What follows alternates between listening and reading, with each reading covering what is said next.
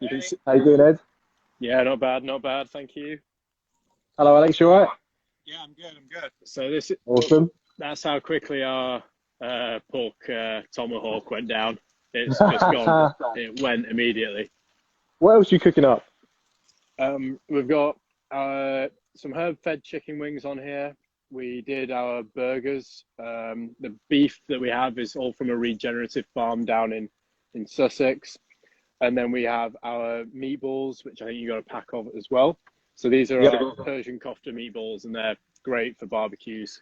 Yeah, they're awesome. Like in wraps and with rice. They've got that Turkish kind of kebab shop kind of feel, but with like really good quality ingredients. Yeah, Awesome. they're amazing. I think Jackie's going to do them in a slider, isn't she? I think she's doing meatball sliders. Yeah. So she's going to be just putting us to shame with her expertise. But thanks for sending the meat. It looks amazing. I did the sausages and I've done the pork chops. I say it's the Hills. Pork chops probably one of my favourite things to cook for barbecue. It's just, you know, yours lasted about 10 seconds, didn't it? So exactly that. Yeah, we sent you guys like a couple of different ones. So the winner, I don't know his full name, but Adam will do. We'll let him decide which style of pork tomahawk he wants. If he wants the belly on or the French trim for some fancy photos. I mean, you started telling Hillary a little bit about yourselves, and you mentioned your meat box. So tell us a little bit about that, because I find it really interesting that it's the same price no matter what you receive in it, and it feeds you for a week. Yeah, well, we thought, because as Alex said earlier on the last show, we want this to be accessible to people.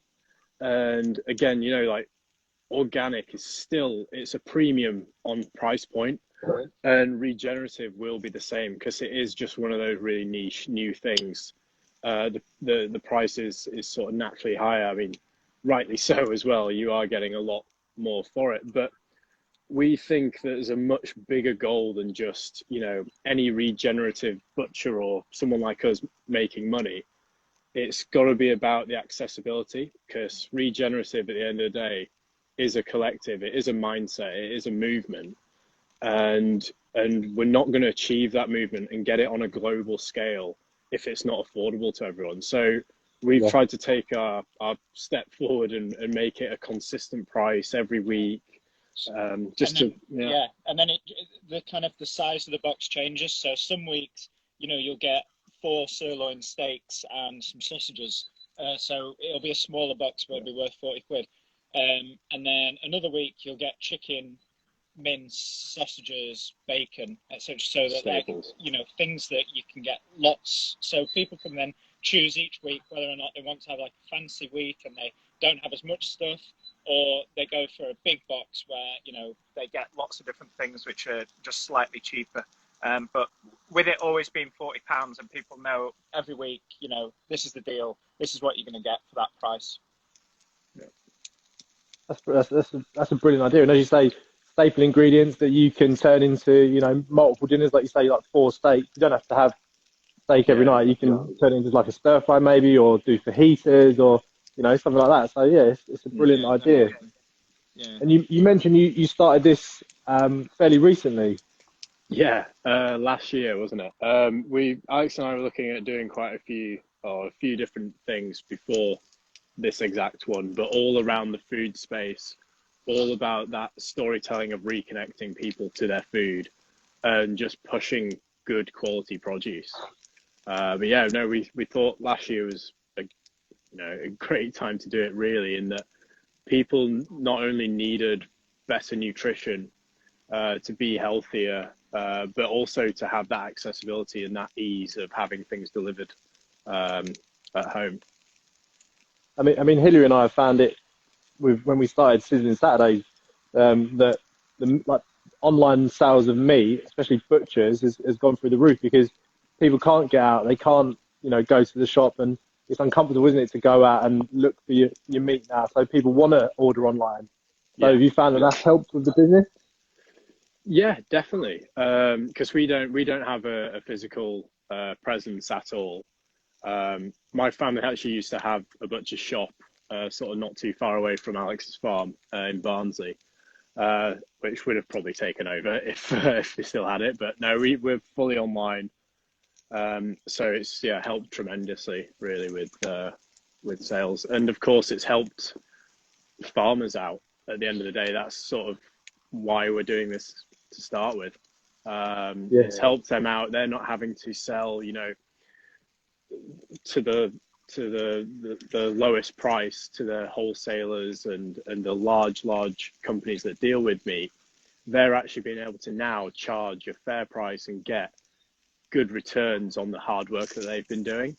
And opening it up online and selling direct to consumers has helped farmers massively. It's been a great positive actually in that sense. Yeah, and as you say, better choices. You don't have to eat sort of rubbish meat all the time. Now you can go online, do a little search, and find some really great producers. And as you say, go direct to the farm. I mean, we've had some great sustainable farmers on here. Like we've had Mark from Dingley Dell, who championed the Million Bee project, and you can buy almost direct from him now.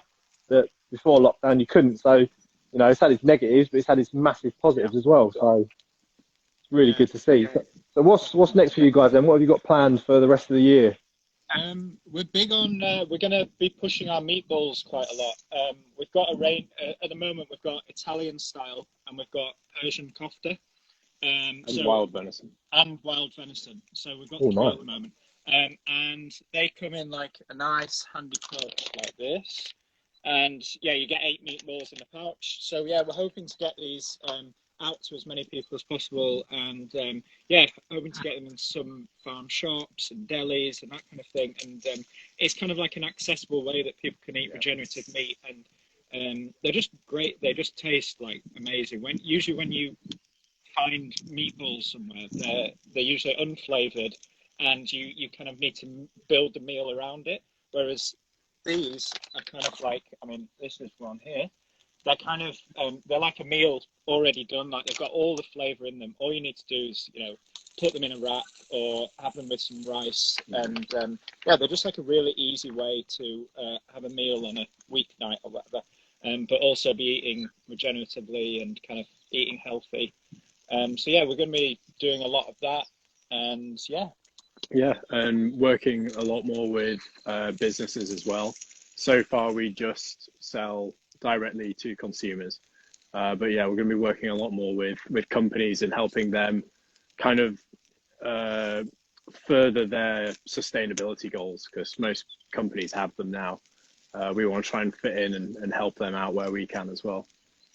Yeah, and as you say, health is one of the most important things nowadays, isn't it? Especially the pandemic shown us all that, especially metabolic health is really, really important, and choosing the correct meat to put into your bodies is a massive bonus. I mean, I said to Hilary before about, some of these chickens you get from supermarkets that, like 20, 30 days old, the bones are brittle and horrible, but I know for a fact you've got you say that's herb fed chicken there? Yeah, so they're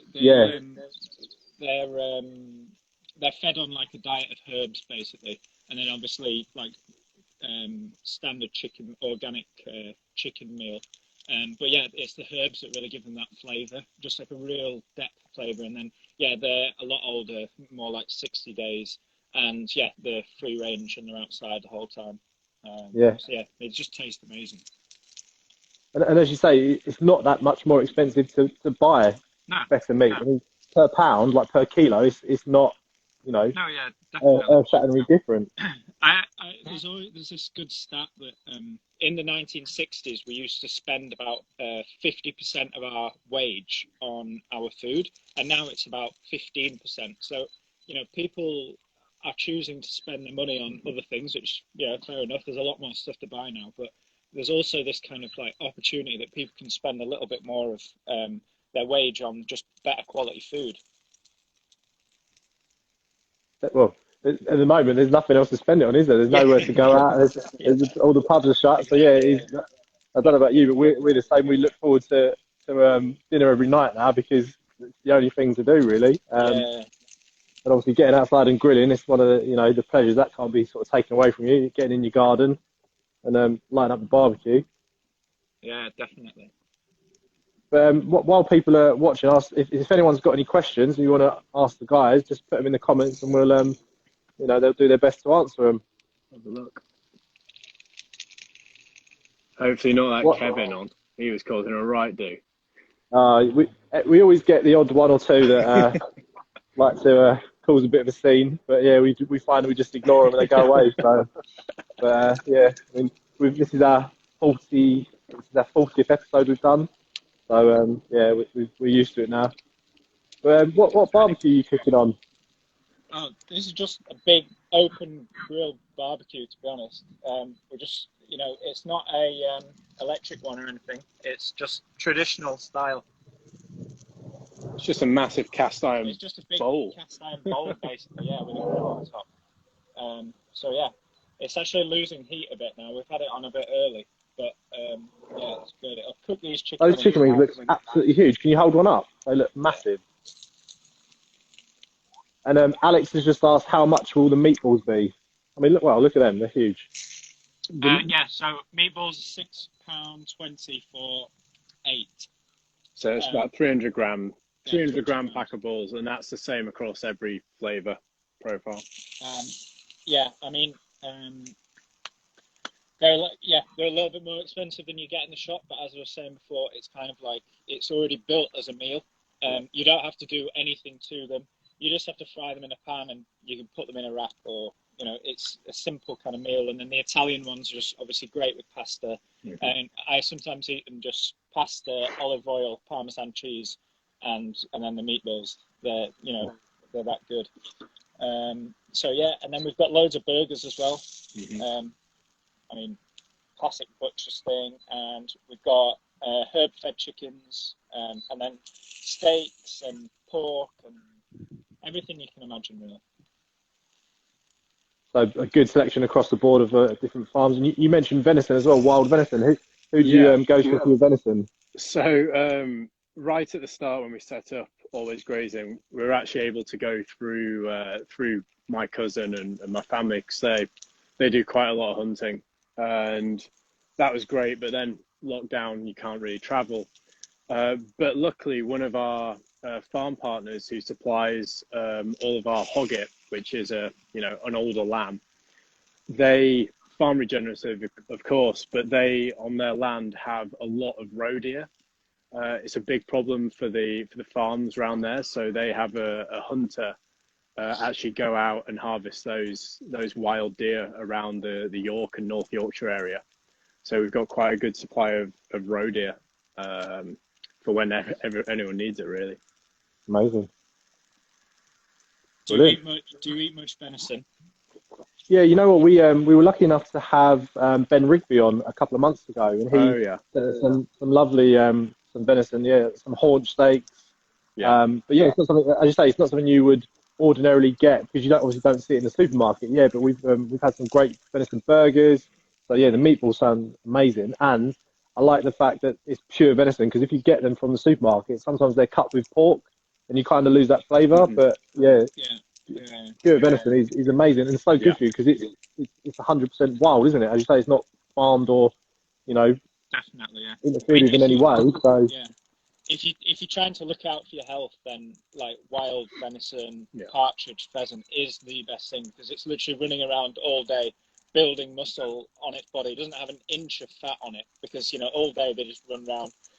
Whereas a farmed animal is basically trapped in a pen, so they gain more fat and that kind of thing. So yeah, I mean, if you're looking out for your health, wild venison's one, and it tastes amazing as well. I mean, it's as good as any fillet steak. Oh yeah, totally agree. Well, gentlemen, thank you for joining me. Once again, tell everybody exactly where they can find you and what is basically your box, £40 your box, and each week it changes. So yeah, just let us know where you can find you. Yeah, so simple Google search, alwaysgrazing.com. We'll all go on Jack's Instagram page. We're on the recent giveaway. All of our details on there. At always.grazing. Yeah, for Instagram. And every week, every Wednesday, we change our box of the week. this can be everything from your staples that'll last you 2 weeks to your fancy steak night cooking.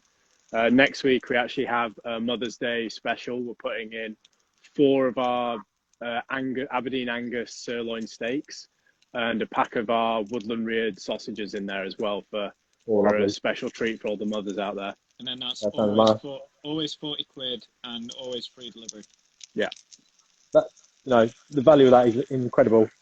Yeah. So yeah. Ed, Alex, thank you for joining me. I will put the link to Always Grazing in my link tree. So guys, if you want to check out that, you can go across and treat your mum to a nice 4 steaks and some sausages next week. But, Thanks a lot, Jack. enjoy your barbecue, Alex. Cheers. You too. Pretty jealous of them wings. Have a good day, mate. Bye. Nice meeting you guys. Take care, yeah?